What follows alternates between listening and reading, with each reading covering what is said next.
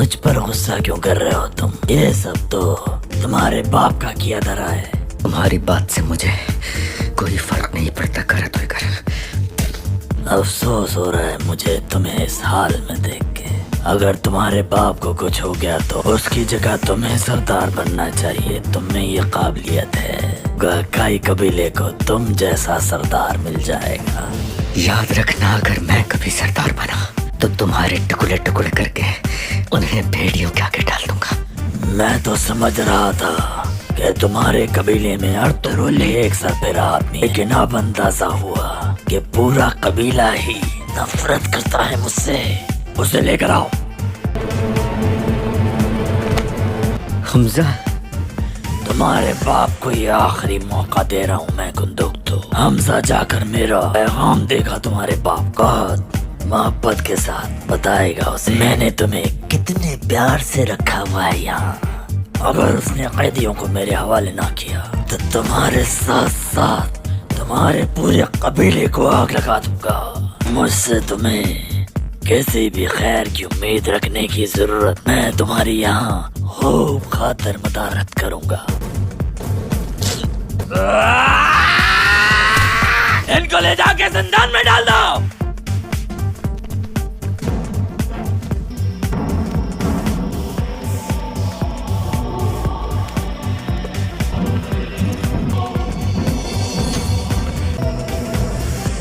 क्या करना है मालूम है ना?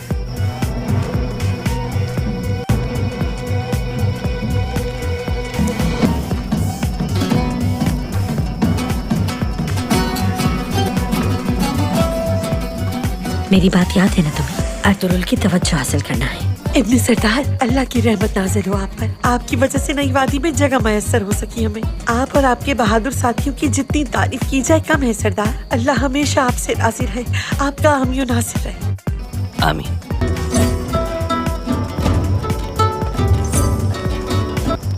तमाम जंगजू तैयार हो जाएं, रक्स करने के लिए तलवारों का, जो हमारे कबीले की रवायात का हिस्सा है।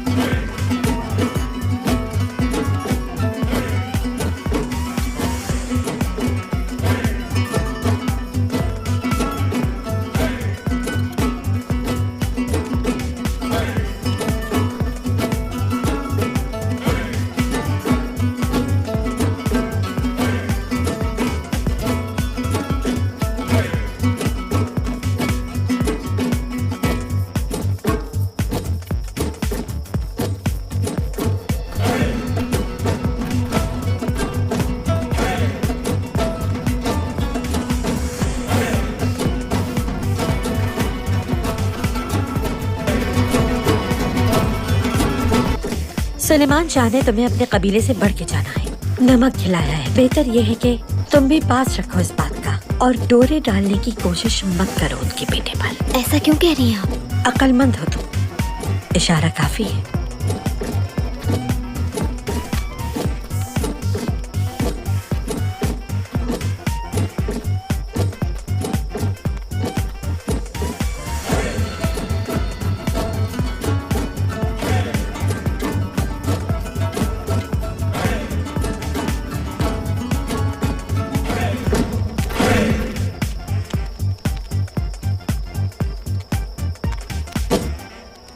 अर्तुरुल से दूर रहो।